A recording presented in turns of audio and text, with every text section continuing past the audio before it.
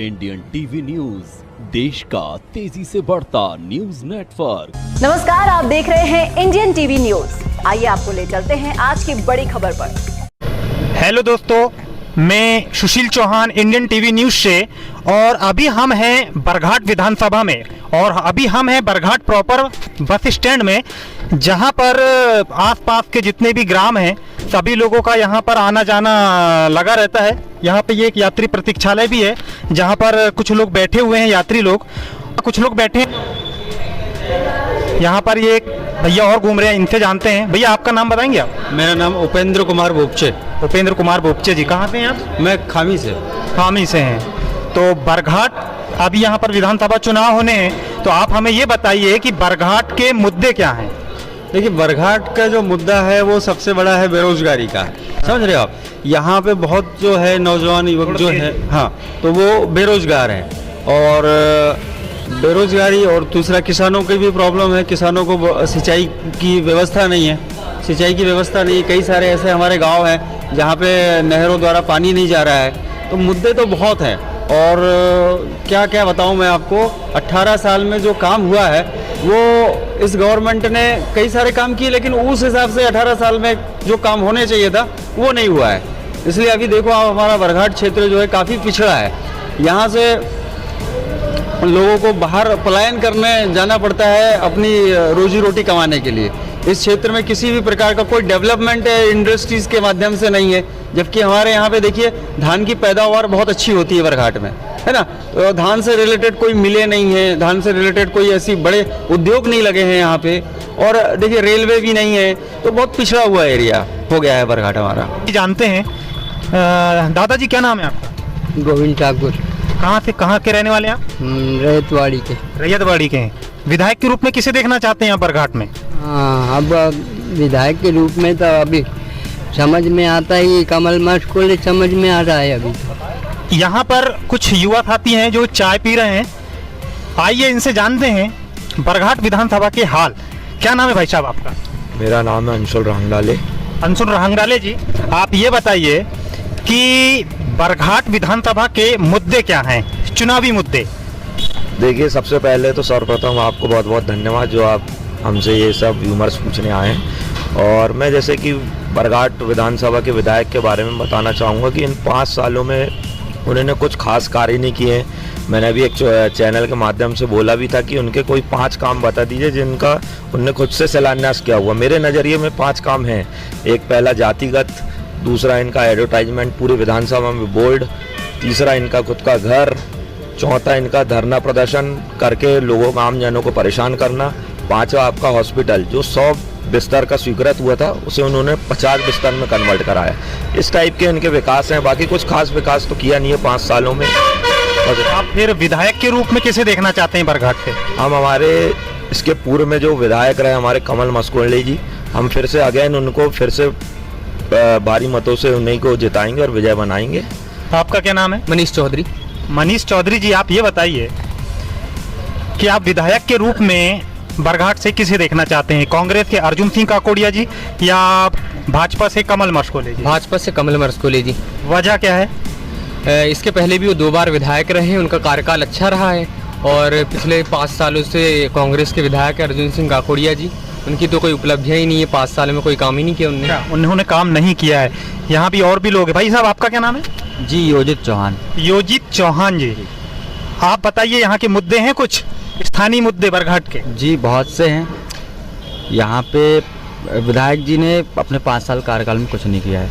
और क्या मुद्दे हैं? उन्होंने 2018 में विधानसभा चुनाव में कहे थे कि माचागोड़ा का पानी हमारे बरघाट विधानसभा क्षेत्र में आएगा, जो कि आज तक नहीं आया। और भी बहुत से मुद्दे हैं। बरघाट विधानसभा में किस चीज की कमी है, क्या यहाँ पर और होना चाहिए जिस वजह से बरघाट और भी जाना जाए मध्य प्रदेश में? आप बताइए कि ऐसी और क्या चीज़ों की सुविधा हो सकती है यहाँ के लोगों को? क्या ऐसी और मूलभूत सुविधाएं जो मिलना चाहिए, या कुछ भी उद्योग फैक्ट्री क्या लगना चाहिए कि यहाँ के लोगों को रोजगार भी मिले? क्या हो सकता है यहाँ के लिए? भाजपा के शासनकाल में जब से प्रधानमंत्री अटल बिहारी जी बने, उन्होंने उनके समय से जो एक रोड का पूरे मध्य प्रदेश में नहीं पूरे भारत देश में जो रोड का एक जाल बिछा है वह भाजपा की ही देन है।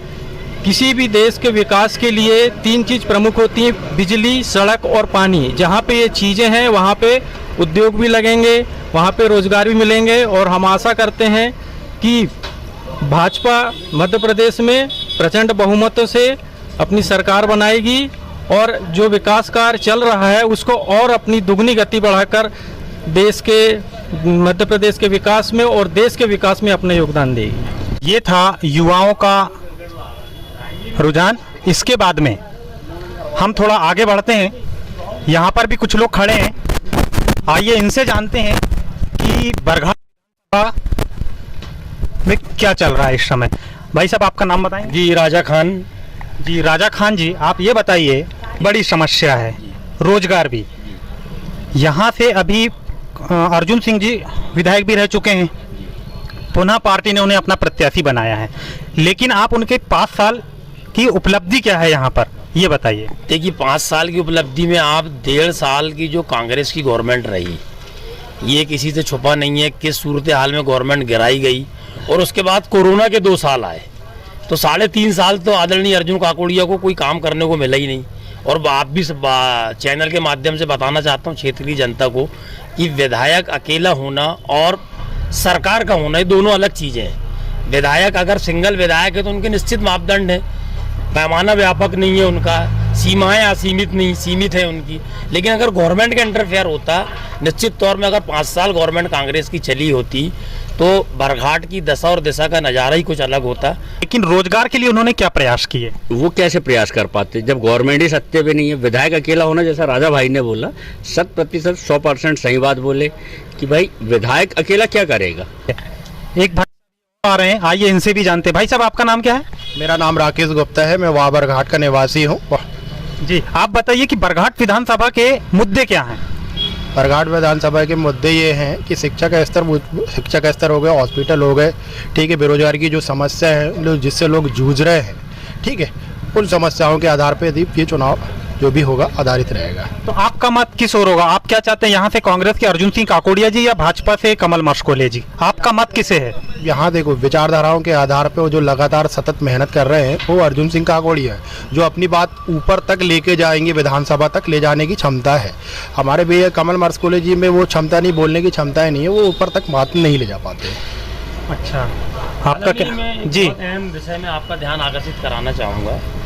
ये हमारी उपलब्धि की 1985 के बाद से आदरणीय पंडित महेश प्रसाद मिश्रा जी, हमारे दादा, जो 1985 में एकमात्र ऐसा विधायक बरघाट विधानसभा को मिला जो स्थानीय विधायक थे। उसके बाद से लेके आज तक बरघाट विधानसभा को अर्जुन काकोड़िया जी को छोड़ दें अपन, तो स्थानीय विधायक नहीं मिला, सारे लोग बाहर से आके हमारे विधायक बने। ये हमारे लिए उपलब्धि की बात है कि अर्जुन सिंह काकोड़िया हमारे अपने विधायक हैं, हमारे बरघाट के विधायक हैं, बरघाट क्षेत्र के विधायक हैं।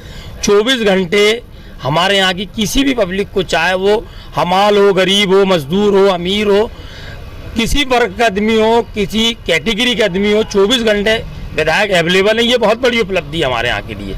और सबसे अहम चीज़ मैं आपका ध्यान आकर्षित कराना चाहूँगा कि अगर अर्जुन काकोड़िया जी इस बार चुनाव जीतते हैं, और निश्चित तौर पे जीतेंगे वो, जिस तरीके की बाहर और लहर चल रही है, तो आप जिन मुद्दों को लेके अभी ये जो जनता के बीच जा रहे हैं, निश्चित तौर में ये मुद्दे आपको 5 साल बाद बिल्कुल ख़त्म होते नज़र आएंगे। यहाँ से मजदूरों का पलायन रुक जाएगा, निश्चित तौर में उद्योग नगरी के साधन बनेंगे। यहाँ शिक्षा का क्षेत्र बहुत व्यापक हुआ है, शिक्षा के क्षेत्र में एक नई क्रांति लाया उन्होंने। अभी हॉस्पिटल आज हमारा देखिए, आपकी ज़िले के स्तरों से अच्छा स्तर हमारे बरघाट हॉस्पिटल का है। ये सारी देने अर्जुन काकोड़िया की हैं, और सीमित समय में रहते हुए भी उन्होंने इतना अच्छा काम किया है। आज लोगों के बीच में जा रहे हैं, आ रहे हैं, और निश्चित तौर में अगर 5 साल गवर्नमेंट रही और वो विधायक चुन के फिर से आए तो निरंतर कामों की बाहर आ जाएगी, ऐसा हमारी अपेक्षा और आशा उनसे है, और क्षेत्रवासी भी उन्हीं से यही उम्मीद कर रहे हैं। धन्यवाद।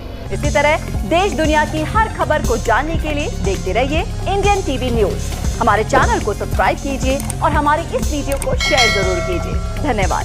फिर मिलते हैं अगली खबर के साथ। इंडियन टीवी न्यूज, देश का तेजी से बढ़ता न्यूज नेटवर्क।